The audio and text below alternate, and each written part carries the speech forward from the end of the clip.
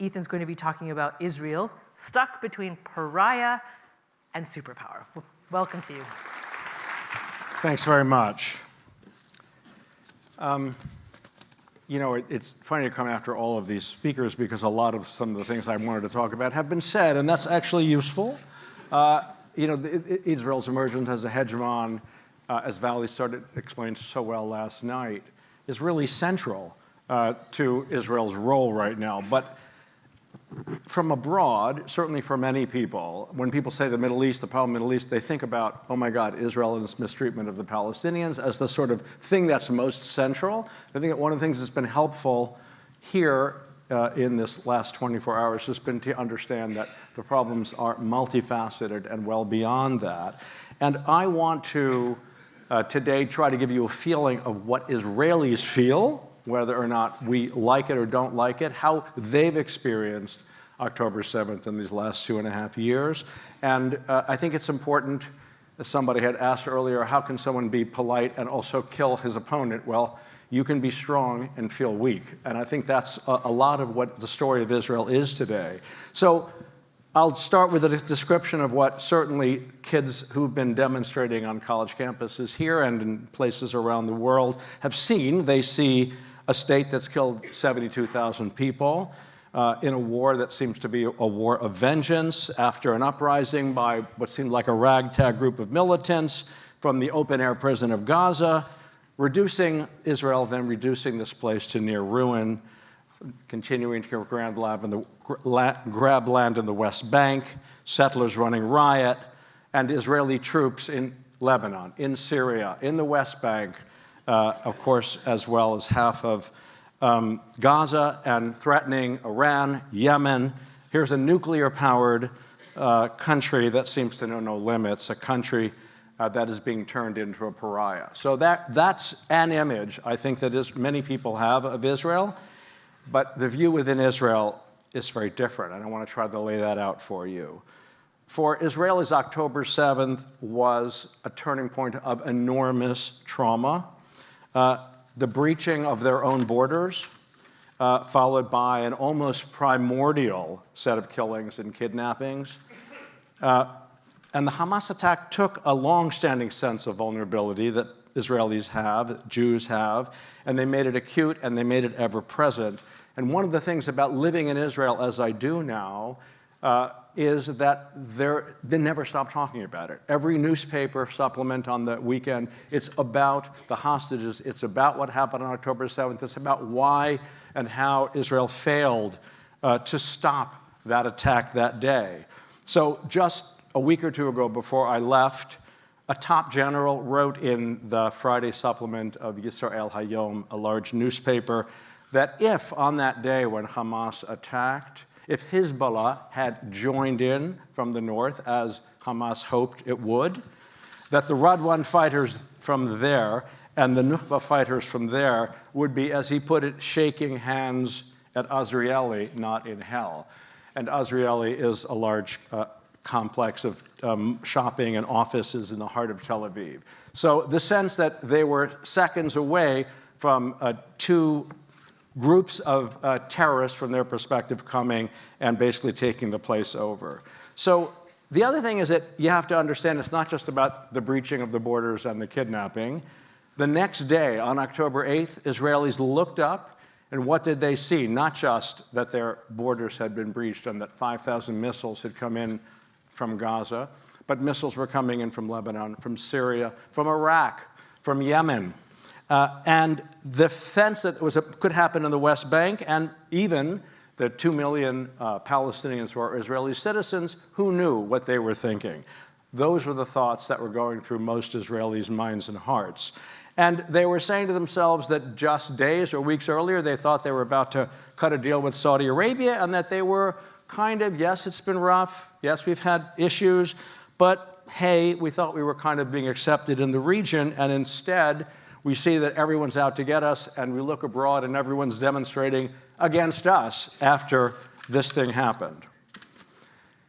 And it's not just that. So just, again, not long ago, 10 days or so ago before I left, I had a phone briefing from a general whose new job is to watch out what the Houthis of Yemen are doing.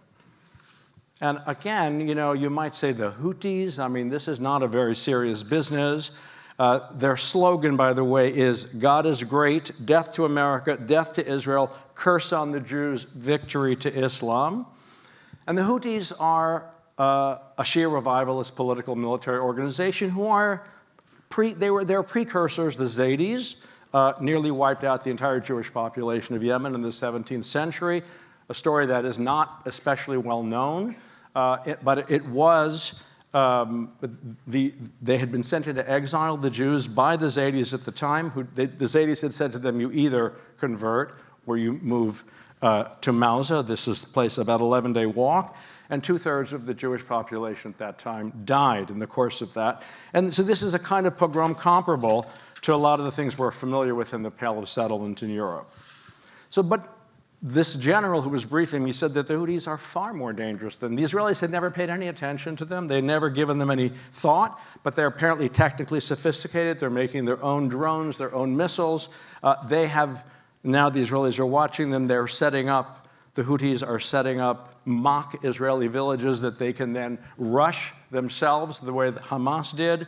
So for the Israelis, these are very frightening times in many ways. Now, inside of Israel, there are critics of the war, of the devastation that was wrought in Gaza, but they are fairly small in number. When you say to Israelis, gee, an awful lot of ordinary people got killed, they'll say, well, that'll teach them to come and slaughter our people in our homes and at a peace and love and music festival. That's why we have a state today, so that we can push back when that happens to us. And the other thing is that it may seem from abroad that this country is highly isolated and not doing very well, and there are people who think it's kind of, in trouble in many ways. After all, figures in academia, culture, literature, music are boycotting it. Famous authors won't let their works be translated into Hebrew, and so on. But it is important to know that when we talk about a hegemon, we're not just talking about militarily. You need to know that in the past year, the year in which this war was still going on, the Tel Aviv Stock Exchange was among the highest performers in the globe. The Israeli shekel is at a 30-year high now against the dollar. When the war started, it was 4 to $1. Now it's 3 to $1. Foreign investment is soaring. Government bond yields are dropping. There are more jobs available at NVIDIA in Israel than in all of Europe. Every major tech company has a big campus there, and more are promised. European countries, all of which have condemned Israel for its actions in Gaza, are now lining up to buy its military technology because it has been battle-tested in Gaza. Among other things, these European countries need the equipment because President Trump has said to them, you need to spend more money on defense and you need to do it now. And so they're coming to Israel to buy their weapons and their systems. Beyond that, on happiness indexes, these slightly bizarre studies that are done asking people in various countries if they're happy, Israel's every year in the top 10. The only countries that are basically happier are in Northern Europe, where everyone seems to be incredibly happy and then kill themselves. But anyway, and it is also, Israel is also literally the only rich country of all 35 members of the OECD with a positive population growth, okay? And it is not just the Ultra-Orthodox and the Israeli Palestinians who are doing it. Secular Israelis and modern Orthodox Israelis have 3 or 4 children each. You need 2.1 kids per family to reproduce yourself as a population. There's not a single country with any money in the world that's doing that except Israel. So if you sit in the Israeli government and you look around and you say, okay, everyone hates us out there, but things are going pretty well, we're doing something right. So it's important to understand why they might feel that way, even if we may not agree. So I don't want to go over too much of what Vali went over, but I had planned to talk about a little bit of what it did, after all, in the last year or two, which is quite remarkable. The attack on Iran, the so-called 12-day war, which, of course, is a It's called the 12-Day War in Israel, which is a conscious echo of the Six-Day War, which was its great victory in 1967. It seems to have done serious damage to Iran's nuclear facilities, of course, with help from the US. And then there was the extraordinary intelligence operation that took out thousands of Hezbollah guys. I have to tell you that for something like 15 years, I've been going in and out of Israel as a reporter for more than 40 years. But one of the things that was consistent, I was always told at the highest level that if and when Hezbollah decides to launch missiles at Israel, we're going to lose a lot of people and a lot of buildings. 5,000 people, bunch of buildings, it's going to be hell. It's going to be awful. And they totally took them out in advance. So either, I don't know whether they were overstating what they thought originally or not, but the development was quite remarkable. So at a certain point, about 10 months ago or so, Israelis looked around and said, this is going really well. We're in charge, we're strong, good. But it turns out that life is complicated, and weakening Iran has not necessarily driven the rest of the region into Israel's arms, as, again, Vali talked about last night.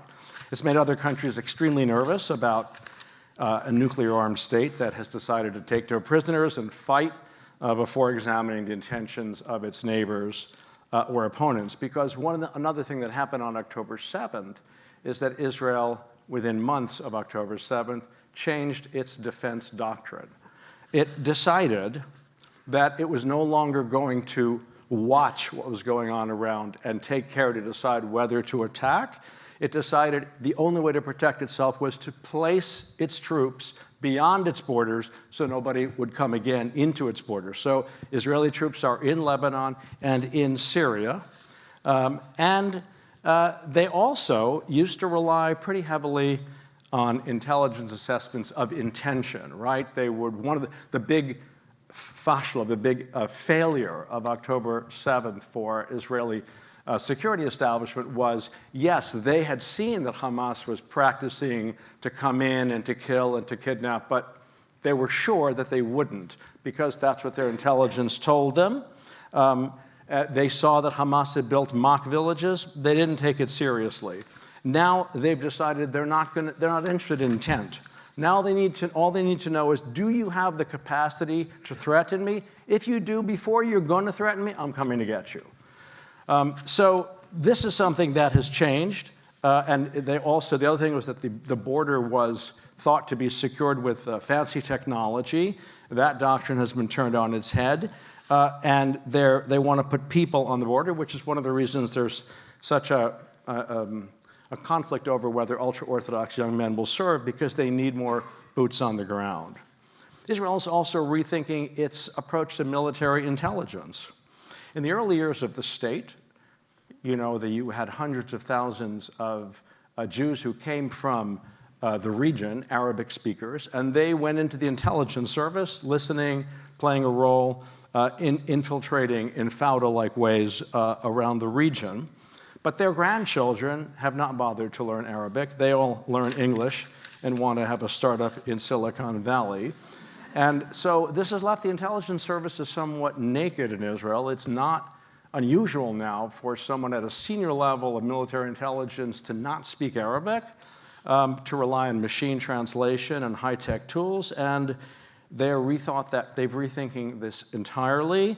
So now Israel is encouraging, as best it can, high school students to get serious about Arabic, requiring fluency in military intelligence, and even bringing in aging Yemeni guys to try to listen to the Houthis. Because when the Houthis are chewing cot and talking, no one can understand a goddamn word they say. So they have to bring in these guys. It's quite hilarious. All these changes are causing a lot of consternation. As we were talking last night, Saudi Arabia is walking back its interest in normalization with Israel, and the only real regional ally for Israel is the UAE. The region was quite freaked out when Israel attacked Qatar. Hamas guys in Qatar, the fact that they felt free to do that. And of course, people feel horrible about what has happened to the Palestinians. The vast more population across the region is very upset about what's going on, and the Saudis, of course, are very upset that there is no movement toward a Palestinian state. And they're also entered in competition with the UAE, and keeping Israel at arm's length is part of that, too. Internally, that trauma that I was referring to is starting to do some strange things. I've just finished a story that will come out in a week or two in Business Week, our magazine, which looks at teenagers in Tel Aviv who are from secular families, but who are turning religious because they are so freaked out about life in a state where they feel their state and their army couldn't protect them, as they didn't on October 7th. This is a generation that also grew up with COVID, and I think there's plenty of other issues, but there's a whole bunch of polling showing that people have turned to embrace Judaism more within Israel since October 7th. One poll shows that a third of those under 25 say October 7th drew them closer to religious tradition. So you see kind of clothing styles and prayer groups in high schools. And the other thing is that you remember when the very last hostage body was found in a cemetery in Gaza a few weeks ago, that in order to allow the next stage of the ceasefire in Gaza, there was a remarkable scene that I don't know if many of you saw, but was widely seen in Israel, which is the body was in a casket after they'd dug up 100 graves, and there it was, and you had like 100 or 150 troops, arm in arm, swaying and singing a song called Ani Ma'amin, I believe, is what it means, and it is a 13th century prayer which has turned into a hit song in Israel, and it's about the coming of the Messiah. And the idea, as I said, I've been coming to this place for many years, the idea of combat troops praying in that way together is unimaginable 20 or 30 years ago when the infantry was completely dominated by secular Israelis. Today, it's I don't want to say dominated, but it's the growing presence in a big way. I interviewed a woman who's herself turned religious. She's a broadcaster, and she said to me, the real result of October 7th is Jews becoming more Jewish, people reclaiming their identity. There are lots of other internal tensions. For example, there's a terrible crime rate among Palestinian citizens of Israel. A series of gang murders in which the police are doing little. Police run by Itamar Ben-Gvir, the national security minister, who is a far-right Kahanist. And of course, there's a rise of settler violence that you're all familiar with, and the rise of Ultra-Orthodox violence against those trying to get them into the army. All of this is driving some Israeli secular professional Tel Aviv types to leave. The data are really tough to nail down, but it looks like some tens of thousands, 30 to 50,000 over the last few years have left. And for Toronto, for Portugal, for Berlin, for Boston, and whether they'll come back is hard to know, but they feel alienated from this government, and they're scared of these wars. On the other hand, the good news for Israel is that anti-Semitism is rising, and so therefore Jews will end up going back to Israel. I'm being sarcastic about that, but there is a counter movement that there's some expectation of that, and we'll see. One thing I want to make clear is that one of the irritating things of college campus anti-Israel demonstrations was they go back to Poland screaming. A good half of the country is from the Middle East. As Josh pointed out today, there are no Jews left elsewhere in the Middle East because they all basically ran as fast as they could, some driven and some running. And so the country today is quite Middle Eastern. Its music, its feel, its vibe is much more like its neighbors, but that doesn't mean that it's going to be more accepted by them, I don't think. I compare it a little bit to Turkey. Susie spoke at great length and great interest about Turkey, but to me, the Kemalist movement that she referred to was in some ways like Zionism, a fiercely, even aggressively secular movement And that's how Zionism started out. By the way, David Ben-Gurion studied law in Turkey and learned from Ataturk. And so it's not by accident. I think that there was these similarities. But today, Turkey is largely Islamist. I mean, it's not heavily, but it is pro-Muslim Brotherhood in a very serious way. And Israel, my argument is becoming something similar, more Jewishly focused, more like Turkey than a Hebrew-speaking Sweden, which is what the original founders of the country, both of the left and right, by the way, wanted. Likud was a secular movement. It wasn't called Likud, it was called Cherut, but as was labor Zionism. So both of those things have shifted. The left remains secularish. The right today has joined arms with religion. It's true of the Palestinian national movement as well, which has been taken over, hijacked by Hamas in many ways. I see I'm going to run out of time, so I will try to do this quickly. Last thing I will say is that for many years, when I described the conflict, I would say that it had been hijacked by the extremes on both sides in both societies, but that the bulk of people in the middle of both societies wanted to live in some decent form of coexistence. And I'm afraid I can't say that anymore. It has not been hijacked by the extremes. The extremes run both societies more and more. And that's why I'm not very optimistic about them figuring out a way to get along. The polls among Palestinians show a great embrace of what happened on October 7th, a complete rejection that anything untoward happened on that day. 90% of Palestinians repeatedly in polls say there were no civilian atrocities on October 7th. You know, whether it's Hamas or Fatah, you have a sense in Israel, the Israelis believe that it doesn't matter whether they're here with guns or they go to the UN or it's lawfare, they're out to get us, they want us gone. And the education system in both societies, by the way, is increasingly internal. At Oslo, when I was covering it in the 90s, it was not, both societies were trying to adjust their textbooks so that Israeli civics and history textbooks started saying, imagine you're a Palestinian, it's 1948, put yourself in his shoes, what would it have been like? You were in Jaffa, like Omar Dajani, who's going to come after him, like his father was thrown out of Jaffa. It was in the books. They're not really doing it anymore. So there remains a little bit of a debate in Israel about whether to continue in a militaristic fashion or to try to embrace diplomacy, but that at the moment requires acceptance of a Palestinian state.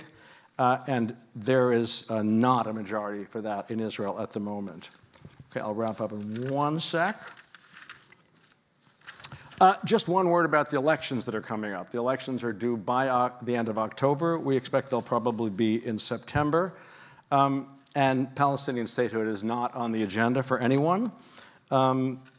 And, you know, the other thing is that there are all these sort of mainstream parties are saying that they're not going to enter into a coalition with Israeli Arab parties. This is seen as an unpatriotic thing to do, to allow Arabs into the government right now. Only Yair Golan of the Democrats Party is saying under certain circumstances he would accept working with an Arab party that accepted the definition of Israel as a Jewish state. Or I think the nation state of the Jewish people. So it's hard to see any coalition winning that does it without non-Zionists, either from the Ultra-Orthodox or the Arab parties. Netanyahu remains the most popular politician, that is to say, when people are asked who should be prime minister, he's ahead of everyone by a few points of Naftali Bennett, but his coalition doesn't reach the 61 votes you need to form a coalition, at least in the polls, and neither does the opposition. So we may have another round of series of elections. Where all this is headed, I don't know. I think that the big question right now is what's going to happen with the Iran bombing by the United States and then by Israel. And I am rushing back tomorrow morning to be there and not here when the war starts. Thank you very much.